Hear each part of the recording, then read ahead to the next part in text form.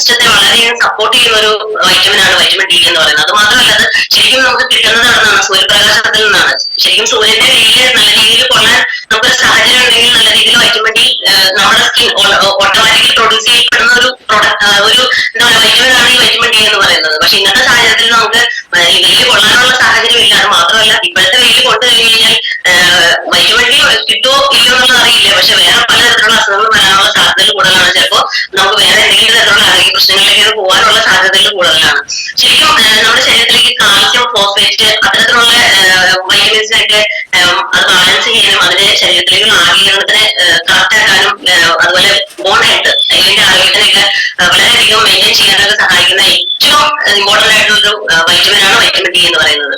ശരിക്കും പറഞ്ഞു കഴിഞ്ഞാൽ നമുക്ക് ഈ എന്താ പറയാ ഹൃദ്രോഗം പോലുള്ള അസുഖങ്ങൾ ശരിക്കും അതൊക്കെ വരുന്നത് ഈ വൈറ്റമിൻ ഡെഫിഷ്യൻസി കൊണ്ടും സംഭവിക്കാവുന്ന ഒരു കാര്യമാണ്. കാരണം പല പ്രശ്നങ്ങളാണ് നമ്മുടെ ശരീരത്തിൽ ഉണ്ടാവും. ഒത്തിരിയധികം വൈറ്റമിൻസ് മിനറൽസ് ഒക്കെ നമ്മുടെ ശരീരത്തിൽ ആവശ്യമാണ്. ഇതിന്റെ എല്ലാത്തിനും ഒരു കോമ്പിനേഷൻ ആണ് ശരിക്കും പറഞ്ഞാൽ നമ്മുടെ ഒരു ബോഡി ബാലൻസിങ് എന്ന് പറയുന്നത്. അതിനകത്ത് ഹൃദ്രോഗ സാധ്യതകൾ എന്ന് പറയുമ്പോൾ അതിനകത്ത് ഒരു ഘടകം എന്ന് പറയുന്നത് ശരിക്കും വൈറ്റമിൻ ഡി ആണെന്ന് പറയാം.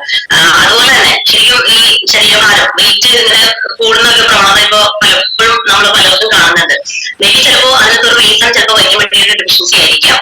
തീർച്ചയായിട്ടും നിങ്ങളോട് പറയാനുള്ള ഒരു കാര്യം എന്താണെന്ന് വെച്ച് കഴിഞ്ഞാൽ നമ്മൾ ആദ്യം ഈ വൈറ്റമിൻ ഡി എന്ന് കേൾക്കുമ്പോൾ ഇത് നമുക്ക് ആവശ്യമില്ല എന്ന് വെയിൽ കൊണ്ടാൽ മതിയോ എന്ന് ചിന്തിക്കുന്ന ഒരുപാട് ആളുകൾ ഉണ്ടാവായിരിക്കാം. പക്ഷെ ഒരു കാര്യം നമ്മളൊന്ന് ചെക്ക് ചെയ്യാൻ ഒന്ന് ശ്രമിക്കുക. കാരണം ഇപ്പൊ നമുക്ക് ലാബിലൊക്കെ ഇതിന്റെ ടെസ്റ്റും കാര്യങ്ങളൊക്കെ അവൈലബിൾ ആണ്. അപ്പോൾ ഒരു 1200 കൊടുത്താൽ നമുക്ക് തീർച്ചയായിട്ടും ആ വൈറ്റമിൻ ഡിയുടെ ഒരു ടെസ്റ്റ് നമുക്ക് ചെയ്യാൻ പറ്റുന്നതാണ്. നമ്മുടെ ശരീരത്തിൽ എന്താണ് കുറവ് അതിനെ കൊടുത്തു കഴിഞ്ഞാൽ നമ്മുടെ അസുഖങ്ങൾ കുറയ്ക്കാൻ പറ്റില്ല. അപ്പൊ തീർച്ചയായിട്ടും നമുക്ക് ഹോസ്പിറ്റലിൽ പോകാനുള്ള സാധ്യതകൾ കുറയ്ക്കാൻ വേണ്ടി പറ്റും. അപ്പൊ തീർച്ചയായിട്ടും ഈ പ്ലാറ്റ്ഫോമിൽ ഇരിക്കുന്ന നിങ്ങൾ എല്ലാവരും ഈ വൈറ്റമിൻ ഡി നമ്മുടെ ശരീരത്തിൽ ആവശ്യത്തിനുണ്ടോ എന്നുള്ളതൊന്ന് ചെക്ക് ചെയ്യുക. ആവശ്യത്തിന് ഇല്ല എന്നുണ്ടെങ്കിൽ തീർച്ചയായിട്ടും നമ്മുടെ ഈ പ്രോട്ടീൻ മേടിച്ച് യൂസ് ചെയ്യുക. അതിന് ഉപയോഗിക്കേണ്ടതെന്ന് വെച്ച് കഴിഞ്ഞാൽ ഡെയിലി ഒരു സ്പ്രേ ആണ് നമുക്ക് അതിന്റെ ആവശ്യമായിട്ടുള്ള ഡോസേജ് എന്ന് പറയുന്നത്.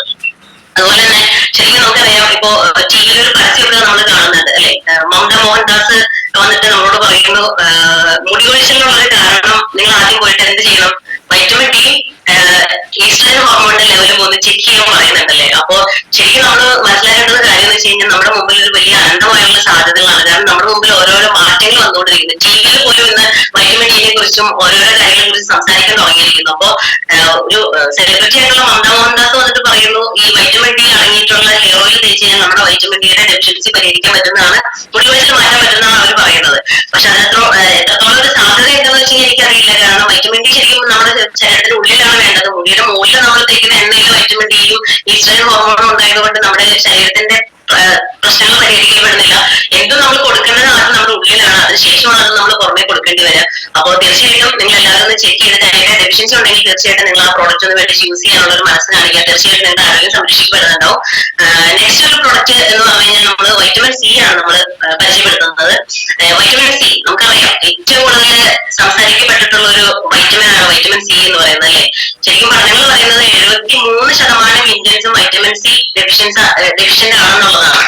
എന്തുകൊണ്ടായിരിക്കും? കാരണം നമ്മൾ ഈ വൈറ്റമിൻ സി എന്ന് പറയുന്ന ഒരു വൈറ്റമിനെ കുറിച്ച് ഏറ്റവും കൂടുതൽ ഫെമിലിയർ ആയത് നമുക്ക് കോവിഡ് വന്ന സമയത്താണല്ലേ. ഇമ്മ്യൂണിറ്റി ഉണ്ടാവാനായിട്ട് ഏറ്റവും ഇമ്പോർട്ടന്റ് ആയിട്ട് വേണ്ട ഒരു വൈറ്റമിൻ ഏതാണെന്ന് ചോദിച്ചു കഴിഞ്ഞാൽ ഏത് കൊച്ചുകുട്ടിക്കും ഏത് ഉറക്കത്തിലും ഏത് സമയത്ത് വിളിച്ചു ചോദിച്ചാലും അറിയാൻ പറ്റും വൈറ്റമിൻ സി ആണ് ഇമ്പോർട്ടന്റ് ആയിട്ടുള്ള ഒരു ഘടകം എന്നല്ലേ. ആ സമയത്ത് നമ്മൾ ഒരുപാട് നാരങ്ങ കഴിച്ചിട്ടുണ്ട്, ഓറഞ്ച് കഴിച്ചിട്ടുണ്ട് അല്ലെ, അത്തരത്തിലുള്ള നെല്ലിക്ക കഴിച്ചിട്ടുണ്ട്, ഇതൊക്കെ നമ്മൾ ചെയ്തിട്ടുണ്ട്. പക്ഷെ ഇതൊന്നും നമ്മൾ കണ്ടിന്യൂ ചെയ്തിട്ടില്ല. കാരണം ഇപ്പൊ നെല്ലിക്കയ്ക്കാണെങ്കിലും വളരെ റിച്ച് ആയിട്ടുള്ള വിറ്റാമിൻ സോഴ്സ് ആണ്. പക്ഷെ ഇതൊന്നും നമുക്ക് റെഗുലർ ലൈഫിൽ നമുക്കത് എങ്ങനെ യൂസ് ചെയ്യാൻ പറ്റുന്ന വെച്ച് കഴിഞ്ഞാൽ കുറെ അധികം ചലഞ്ചസ് ഫേസ് ചെയ്യുന്നുണ്ട്. പലരും അത് കഴിക്കാനൊക്കെ പഠിക്കുന്നുണ്ട്. ശരിക്കും വൈറ്റമിൻ സിയുടെ ഇമ്പോർട്ടൻസ് വളരെയധികം വലുതാണ്. കാരണം ഈ വൈറ്റമിൻ സിയുടെ ഡെഫിഷ്യൻസി കൊണ്ട് നമുക്ക് ഒത്തിരിയധികം പ്രശ്നങ്ങൾ ഉണ്ടാവാനുള്ള സാധ്യതകൾ കൂടുതലാണ്.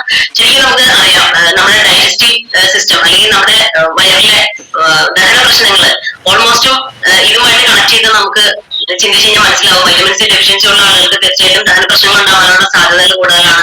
അതുപോലെ തന്നെ ഈ പറഞ്ഞ പോലെ ജോയിന്റ് പെയിൻ, എല്ലുകളുടെയും പല്ലുകളുടെയും ആരോഗ്യത്തിന് വൈറ്റമിൻ ഡി മാത്രമല്ല വൈറ്റമിൻ സിയും വളരെ ഇമ്പോർട്ടന്റ് ആയിട്ടുള്ള ഒരു കാര്യമാണ്. അതുപോലെ ഡ്രൈ സ്കിൻ, നമ്മുടെ സ്കിന്നൊക്കെ ഇങ്ങനെ ഡ്രൈ ആയി പോവുക വൈറ്റമിൻ സി പറയുമ്പോൾ തീർച്ചയായിട്ടും അങ്ങനെയൊക്കെ സംഭവിക്കുന്നുണ്ടാവും. അതുപോലെ തന്നെ മുടി വരണ്ടു പോവുക, അതുപോലെ നമ്മുടെ നഖങ്ങൾ അതൊക്കെ ഇങ്ങനെ ഡ്രൈ ആയിട്ട് വരണ്ടു പോവുക, ഇതൊക്കെ ഈ ലക്ഷണങ്ങളൊക്കെ കാണുമ്പോൾ തീർച്ചയായിട്ടും നമ്മളൊന്ന് ചിന്തിക്കണം നമ്മുടെ ശരീരത്തിൽ വലിയ വൈറ്റമിൻ സിയുടെ ഡെഫിഷ്യൻസി ഉള്ളത് കൊണ്ടായിരിക്കാം ഇങ്ങനെ വരുന്നത്. അപ്പൊ തീർച്ചയായിട്ടും അതിനുള്ള റെമഡി കൂടിയാണ് നമ്മൾ ഇന്ന് പ്രസന്റ് ചെയ്യുന്നത്. അതുപോലെ തന്നെ എന്താ പറയാ നമ്മുടെ പലർക്കും ഉണ്ടാവുന്ന ഒരു പ്രശ്നമാണ്. മോണയിൽ നിന്നൊക്കെ ഇങ്ങനെ ബ്ലഡ് ബ്ലീഡിങ് ഉണ്ടാവുക, അല്ലെങ്കിൽ മൂക്കിൽ നിന്നൊക്കെ ഒരു ബ്ലീഡിങ് ഉണ്ടാവുക. ഇതൊക്കെ ശരിക്കും പറഞ്ഞാൽ വൈറ്റമിൻ സിയുടെ ഡെഫിഷ്യൻസി കൊണ്ട് നമ്മുടെ ശരീരത്തിൽ സംഭവിക്കുന്ന കാര്യങ്ങളാണ്. അതുപോലെ തന്നെ പെട്ടെന്ന് ഇങ്ങനെ അസുഖങ്ങൾ വരിക, കുട്ടികൾക്ക് ഇങ്ങനെ പ്രത്യേകിച്ചും വലിയ ആളുകൾക്ക് ഇപ്പൊ ഏറ്റവും കൂടുതലുണ്ട്. കാരണം ഈ കോവിഡ് വന്നതിന് ശേഷം ആളുകൾ പെട്ടെന്ന് ഇങ്ങനെ അസുഖത്തിന് അടിമകളായിക്കൊണ്ടിരിക്കുകയാണ്. കാരണം അത് ഏറ്റവും കൂടുതൽ ഉണ്ടാവുന്നത് അലർജി, തുമ്മല്, ശ്വാസം മുട്ടല് പോലുള്ള എന്താ പറയാ ഒരു രീതിയിൽ നമുക്ക് പ്രിവെന്റ് ചെയ്യാൻ പോലും പറ്റാത്ത രീതിയിലുള്ള അസുഖങ്ങൾ, അല്ലെങ്കിൽ ഒരു രീതിയിലും ഇപ്പൊ ഇപ്പോഴത്തെ സമയത്ത് ഒരു ചുമയൊക്കെ വന്നു കഴിഞ്ഞ് കഴിഞ്ഞാൽ പലരും പറയണത് അത് മാസങ്ങൾ കഴിഞ്ഞാലും ചുമ മാറുന്നില്ല എന്ന് പറയുന്നത്. ഇതിന്റെ ഒരു എന്താ പറയാ പ്രശ്നം എന്ന് വെച്ച് കഴിഞ്ഞാൽ നമ്മുടെ ശരീരത്തിലുള്ള വൈറ്റമിൻ സി ഡെഫിഷ്യൻസി കൊണ്ടാണ് നമുക്ക് ഇത്തരത്തിലുള്ള കാര്യങ്ങളൊക്കെ സംഭവിക്കുന്നത്. അതിനുള്ള ഒരു സൊല്യൂഷനാണ് ശരിക്കും പറഞ്ഞു കഴിഞ്ഞാൽ നമ്മുടെ അബ്സോർബ് വൈറ്റമിൻ സി സ്പ്രേ എന്ന് പറയുന്നത്. ഇതിന്റെ ഗുണങ്ങൾ എന്താണെന്ന് വെച്ച് കഴിഞ്ഞാൽ ഇത് ശരിക്കും പറഞ്ഞ ഒരു മേജർ ആയിട്ടുള്ള ആന്റി ഓക്സിഡന്റ് ആയിട്ട് വർക്ക് ചെയ്യുന്ന ഒരു പ്രൊഡക്റ്റ് ആണ്, അല്ലെങ്കിൽ ഒരു വൈറ്റമിൻ ആണ്. ശരിക്കും ശാരീരികമായ വളർച്ചയ്ക്കും അല്ലെങ്കിൽ അത്തരത്തിലുള്ള കാര്യങ്ങൾക്കും ഒക്കെ പ്രഷറൊക്കെ മെയിൻറ്റെയിൻ ചെയ്യാനൊക്കെ തീർച്ചയായിട്ടും വൈറ്റമിൻ സി വളരെയധികം നമ്മളെ സഹായിക്കുന്ന ഒരു കാര്യമാണ്. അതുപോലെ ഡിമെൻഷ്യ പോലുള്ള മറവി രോഗങ്ങൾ അതൊക്കെ ഒരു വലിയൊരു കാര്യമാണ്. അത്തരത്തിലുള്ള കാര്യങ്ങളൊക്കെ കുറയ്ക്കാൻ വരെ നമ്മുടെ ഈ വൈറ്റമിൻ സി വളരെ നമ്മുടെ ശരീരത്തിൽ ഉപകാരപ്പെടുന്ന ഒരു കാര്യമാണ്. അതുപോലെ നമ്മുടെ ശരീരത്തിൽ എന്തെങ്കിലും മുറിവുകളൊക്കെ ഉണ്ടാകുമ്പോൾ ചില ആളുകൾക്ക് അത് പെട്ടെന്ന് ഉണങ്ങാനുള്ള ഒരു താമസമൊക്കെ വരുന്നുണ്ട്. അത്തരത്തിലുള്ള വൈറ്റമിൻ എന്താ പറയാ ഈ വൈറ്റമിൻ സി നല്ല രീതിയിൽ നമ്മുടെ ശരീരത്തിൽ ഉണ്ടെങ്കിൽ തീർച്ചയായിട്ടും ഇത്തരത്തിൽ മുറിവുകളൊക്കെ ഉണങ്ങാനായിട്ട് അത് നമ്മളെ സഹായിക്കുന്നുണ്ടാവും. അതുപോലെ തന്നെ അസ്ഥികളുടെ രൂപീകരണത്തിലൊക്കെ ശരിക്കും പറഞ്ഞു കഴിഞ്ഞാൽ വൈറ്റമിൻ സി വളരെ ഇമ്പോർട്ടന്റ് ആയിട്ടുള്ള ഒരു ഫാക്ടറാണ്. അതുപോലെ തന്നെ നമ്മുടെ ശരീരത്തിലേക്ക് അയൺ അബ്സർവേഷൻ പ്രോപ്പർ ആയിട്ട് നടക്കണമെന്നുണ്ടെങ്കിൽ തീർച്ചയായിട്ടും നമ്മുടെ ശരീരത്തിൽ വൈറ്റമിൻ സി എന്ന് പറയുന്ന ഒരു കണ്ടന്റ് ഉണ്ടെങ്കിൽ മാത്രമേ അബ്സർവേഷൻ കറക്റ്റ് ആയിട്ട് നടക്കത്തുള്ളൂ. അതുകൊണ്ടാണ് പല ആളുകൾക്കും ഇങ്ങനെ വിളർച്ച പോലുള്ള അസുഖങ്ങളൊക്കെ ഉണ്ടാവുന്നത്.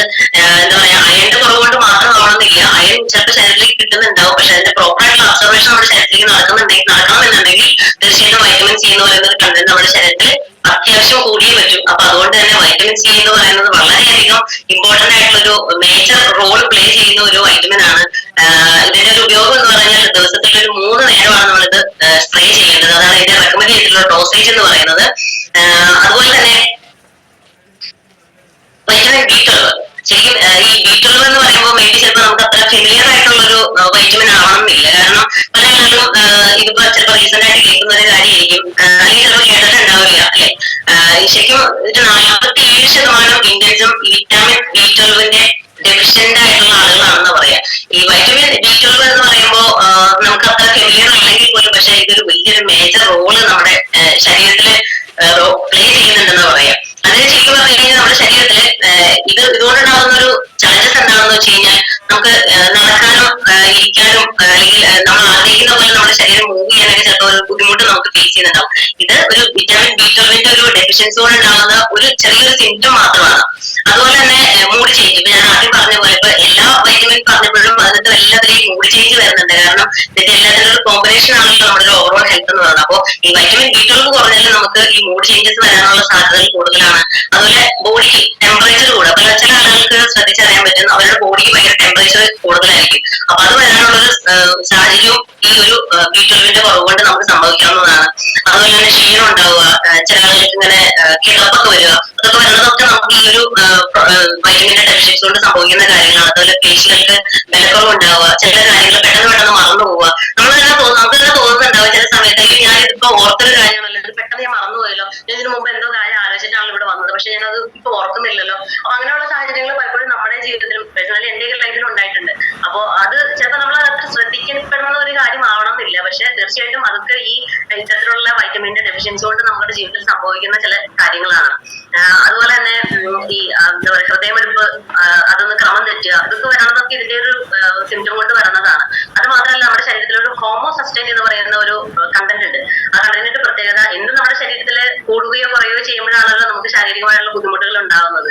അപ്പോൾ ഈ ഹോമോസസ്റ്റൈൻ എന്ന് പറയുന്ന ഒരു കണ്ടന്റിന്റെ പ്രത്യേകത ഒരു ടോക്സിൻസ് ആണ്. അത് നമ്മുടെ കഴിക്കുന്ന ഫുഡിലൂടെ വരുന്ന ഒരു ടോക്സിൻസ് ആയതുകൊണ്ട് തന്നെ അത് ഓട്ടോമാറ്റിക്കലി നമ്മുടെ വെസൽസിലൊക്കെ ഇങ്ങനെ അടിഞ്ഞു കൂടിയിട്ട് നമുക്ക് ബ്ലോക്ക് ഉണ്ടാവാനുള്ള സാധ്യതകൾ കൂടുതലാണെന്ന് പറയാം. ഈ പറഞ്ഞ പോലെ ഇതിനു മുമ്പ് നമ്മൾ കേട്ടിട്ടുണ്ടാവില്ല ഈ ഹോമോസസ്റ്റൈൻ എന്ന് പറയുന്ന കണ്ടന്റിനെ കുറിച്ച്. ഞങ്ങൾ ആദ്യമായിട്ട് കേട്ടത് തന്നെ ഈ ഒരു പ്ലാറ്റ്ഫോമിൽ വെൽനസ് ട്രെയിനേഴ്സ് സംസാരിക്കുന്ന സമയത്താണ് കേട്ടത്. അപ്പോൾ അത് നമ്മളൊന്ന് ടെസ്റ്റ് ചെയ്താൽ അതിന്റെ കുറവൊരിക്കലും ഉണ്ടാവില്ല, കൂടുതലേ ഉണ്ടാവുള്ളൂ. അത് കൂടുതലാണെങ്കിൽ അത് ഹാർട്ട് അറ്റാക്ക് പോലുള്ള അല്ലെങ്കിൽ സ്ട്രോക്ക് പോലുള്ള അസുഖങ്ങൾ വരാനുള്ള സാധ്യതകൾ ഒരു 80 മുതൽ 90% പറയാം. അപ്പൊ തീർച്ചയായിട്ടും അത്തരത്തിലുള്ള ആ ഒരു ടെസ്റ്റ് ഒക്കെ ഒന്ന് ചെയ്ത് കഴിഞ്ഞാൽ ഹോമോസസ്റ്റൈൻ എന്ന് പറയുന്ന ടെസ്റ്റ് നമുക്ക് ലാബിലൊക്കെ അവൈലബിൾ ആണ്. ചെറിയ ലാബിലൊന്നും കിട്ടില്ല, കുറച്ച് വലിയ ഡൽഹി ലാബിൽ മാത്രമേ അത് അവൈലബിൾ ആയിട്ടുള്ളൂ. അപ്പൊ അത്തരത്തിലുള്ള ടെസ്റ്റുകളൊക്കെ ഒന്ന് ചെയ്ത് നോക്കി കഴിഞ്ഞാൽ തീർച്ചയായിട്ടും അത്തരം ഹോമോസിസ്റ്റൻ എന്ന് പറയുന്ന കണ്ടന്റ് നമ്മുടെ ബ്ലഡിൽ ഒരു 15 മുകളിൽ ആണെങ്കിൽ തീർച്ചയായിട്ടും നമ്മളൊരു ഡേഞ്ചറസ് സോണിലേക്ക് പോയിക്കൊണ്ടിരിക്കുകയാണ്. അപ്പൊ തീർച്ചയായിട്ടും നമ്മൾ ഉപയോഗിക്കേണ്ട ഏറ്റവും മോസ്റ്റ് ഇമ്പോർട്ടന്റ് ആയിട്ടുള്ള ഒരു പ്രോഡക്റ്റ് ആണ് വൈറ്റമിൻ B12 എന്ന് പറയുന്നത്. തീർച്ചയായിട്ടും ഈ ഒരു പ്രോഡക്റ്റിന്റെ പ്രത്യേകത നമുക്ക് കഴിക്കുമ്പോൾ